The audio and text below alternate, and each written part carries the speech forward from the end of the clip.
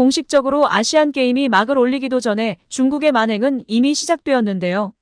한국과 쿠웨이트의 축구 조별리그 경기가 펼쳐지기 직전까지도 중국 운영진은 한국 취재진과 중계진을 막았습니다. 안전상의 이유였는데요. 현장 취재가 불가능하다니 황당할 수밖에 없었습니다. 그러나 그런 일이 가능할 리 없었죠.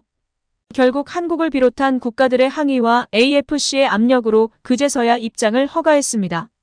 시작도 전에 이러니 또 얼마나 많은 황당한 일을 겪게 될지 벌써부터 우려스러웠습니다.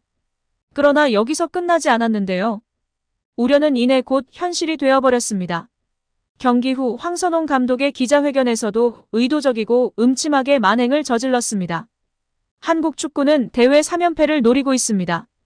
이강인, 정우영, 홍현석 등의 해외파와 현 국내 리그에서도 두드러진 활약을 하는 선수들로 구성되어 최고의 스쿼드를 자랑하고 있는데요.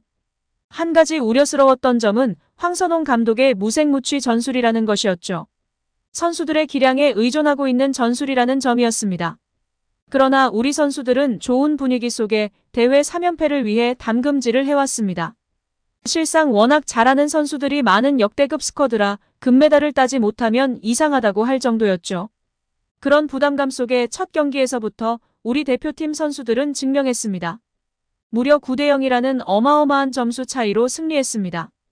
경기 시작부터 쿠웨이트 선수들을 압박하며 경기를 이끌어 나갔습니다. 경기 시작 2분 만에 독일에서 활약하는 정우영 선수의 선제골을 시작으로 폭풍 골세례를 퍼부었습니다. 전반에 4골을 넣으며 마무리했는데요. 기세가 더 좋아진 우리 대표팀 선수들은 후반에도 가열차게 쿠웨이트의 골망을 흔들었습니다. 공격적인 부분뿐 아니라 중앙 수비수로 나선 박진섭, 이한범 선수 등이 쿠웨이트의 빠른 속도에 당황하지 않고 무실점 승리를 만들어낸 것도 성과였습니다. 점수 차이가 벌어지자 쿠웨이트의 골키퍼를 걱정할 정도였죠. 대회 직전 중국과의 평가전에서 패배를 기록한 적 있었던 대표팀에 우려의 시선이 없지 않아 있었는데요.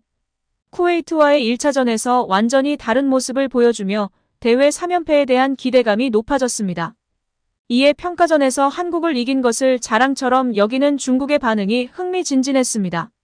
더욱이 중국 홈에서 펼쳐지기 때문에 29년 만에 금메달 결정전에 진출하겠다는 포부를 밝힌 바 있었습니다.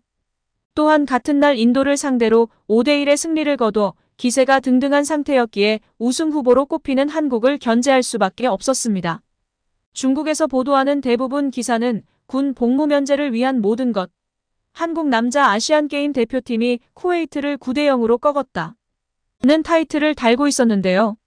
한국 선수들에게 아시안게임은 매우 중요하며 금메달을 획득하면 군 복무를 면제받을 수 있기 때문에 사활을 걸 수밖에 없다. 결국 한국은 쿠웨이트를 9대0으로 이길 수 있었다 고 전하고 있었습니다.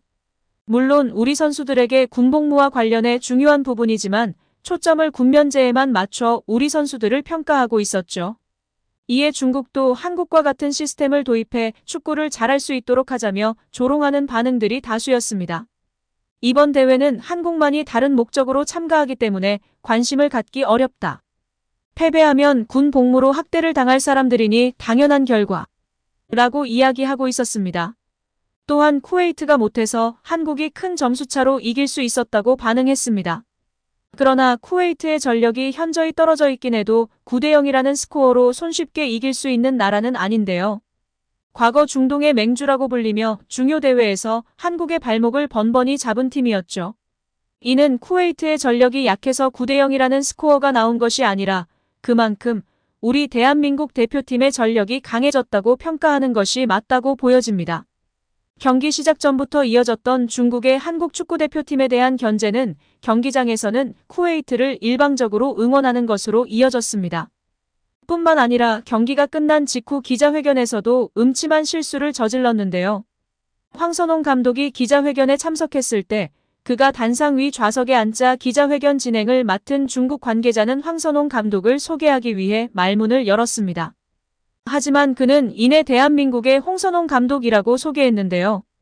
실수를 했음에도 발음에 대한 양해나 설명이 없이 지나갔죠.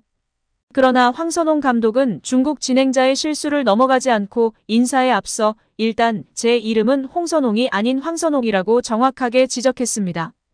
중국 진행자의 입장에서 외국인의 이름을 실수할 수 있다고 이해하고자 했으나 확인 결과 중국 진행자는 한국어 능통자로 알려져 있었습니다. 그렇기 때문에 중국인 진행자의 실수가 더욱 눈살이 찌푸려질 수밖에 없었는데요. 공식적인 기자회견에서 감독의 이름은 가장 기본적으로 확인해야 할 부분이었고 그것조차 확인하지 않고 실수를 저질렀다는 것은 한국을 무시하는 처사로 보여질 수 있습니다. 쿠웨이트의 에밀리우 페이시 감독은 기록적인 패배를 안긴 한국 축구에 대해 수준이 달랐다고 평가했는데요. 한국 대표팀은 앞으로도 더 수준이 다른 경기를 펼칠 예정이죠. 부상과 소속팀과의 차출 문제로 아직 합류하지 못한 PSG의 이강인 선수의 합류는 더욱 기대감을 상승시킵니다. 한 달여간의 부상에서 돌아온 이강인 선수의 부상 복귀전은 PSG의 챔피언스리그 조별 예선 도르트문트와의 경기였습니다. 몸을 푸는 의미에서 후반 교체되어 16분가량 출전했는데요. 짧은 순간에도 100%의 패스 성공률을 보여주고 번뜩이는 터치와 패스를 펼치며 호평받았습니다. 우리 대표팀은 오는 21일 같은 장소에서 태국과의 2차전이 예정되어 있는데요. 이강인 선수까지 합류한 축구 대표팀의 선전을 기원합니다. 영상을 끝까지 시청해주셔서 감사합니다. 구독과 좋아요는 영상 제작에 큰 힘이 됩니다.